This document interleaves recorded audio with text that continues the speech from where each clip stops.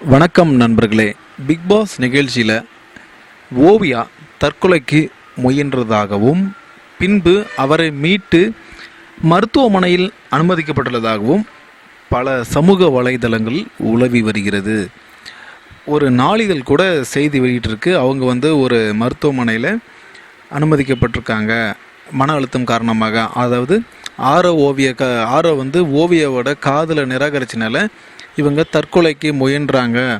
அதனால் அவங்கள காப்பாற்றி ஒரு மருத்துவமனை இருக்கிறதா செய்தி வந்திருக்கு அப்படின்ற மாதிரி போட்டு அதை கடைசியில் சொல்லியிருக்காங்க. இது முற்றிலும் தவறானது, அப்படி எதுவும் இல்லை. ஆனால் மன அழுத்தத்தில் இருக்காங்கன்றது மட்டும்தான் உண்மை. அந்த மாதிரி ஒரு செய்தி அந்த நாளிதழில் வெளியிட்டிருக்காங்க. ஒரு தொலைக்காட்சி கூட ஒரு செய்தி போட்டிருக்காங்க. ஓவியா பிக் பாஸ் நிகழ்ச்சி விட்டு வெளியேறினாரா அல்லது உள்ளே இருக்காரா, சமூக வலைதளங்களில் புரளி பரவிட்டுருக்கு. அந்த மாதிரி ஒரு செய்தியும் ஒரு செய்தி தொலைக்காட்சி வெளியிட்டிருக்கு.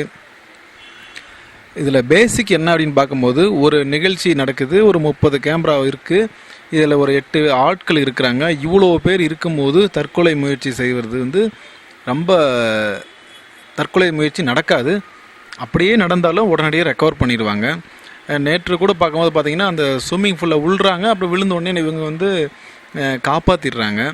அதனால் அவங்க மன அழுத்தத்தில் தான் இருக்காங்க. இந்த தற்கொலை முயற்சி, மருத்துவமனையில் அனுமதிக்கப்பட்டிருக்காங்க, தீவிர சிகிச்சை இருக்காங்க, உயிருக்கு போராடுறாங்க.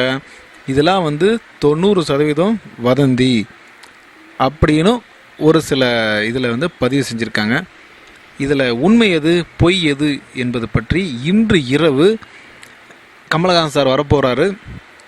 அவர் சொல்ல போகிறார், ஓவியாவோட பிரச்சனை என்ன, கவுன்சிலிங் தந்தாங்களா தரலையா, என்ன மாதிரி பிரச்சனையில் ஓவியா இருக்காங்க என்பதை பற்றி இன்று இரவு தான் தெரியும். நன்றி, வணக்கம்.